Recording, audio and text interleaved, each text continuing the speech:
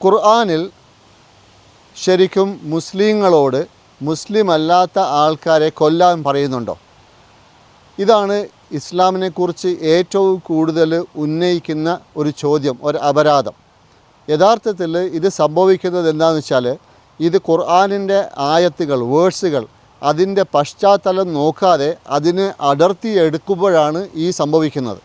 യഥാർത്ഥത്തിൽ നിങ്ങൾ ഖുർആനിൻ്റെ 60-ാമത്തെ സൂറ, മുംതഹന എന്ന് പറയും, 60-ാമത്തെ സൂറയിൽ 8-ാമത്തെ വചനം വായിച്ചു നോക്കുക. പടച്ചവൻ പറയുകയാണ്, നിങ്ങളോട് നിങ്ങളുടെ മതത്തിൻ്റെ കാര്യത്തിൽ യുദ്ധം ചെയ്യാത്തവരോടും അതേപോലെ തന്നെ നിങ്ങളെ വീട്ടിൽ നിന്നും പുറത്ത് ഇറക്കാത്ത ആൾക്കാർ, അവരോടും നല്ല രീതിയിൽ പെരുമാറുക, നന്മയോടുകൂടി പെരുമാറുക.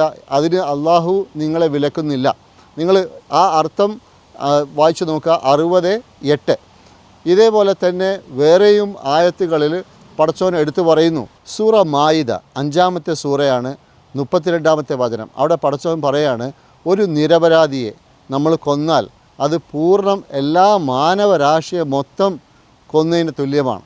ഈ യുദ്ധവുമായിട്ട് ബന്ധപ്പെട്ട ചില വചനങ്ങൾ, അത് നമ്മൾ അതിൻ്റെ പശ്ചാത്തലം നോക്കാതെ നമ്മൾ അടർത്തിയെടുക്കുമ്പോഴാണ് നമുക്ക് ഈ പ്രോബ്ലം ഉണ്ടാകുന്നത്. അതുകൊണ്ട് അടുത്ത പ്രാവശ്യം നിങ്ങൾ അങ്ങനെ ഒരു ആയത്ത് കേൾക്കുമ്പോൾ അതിൻ്റെ പശ്ചാത്തലം നോക്കുക.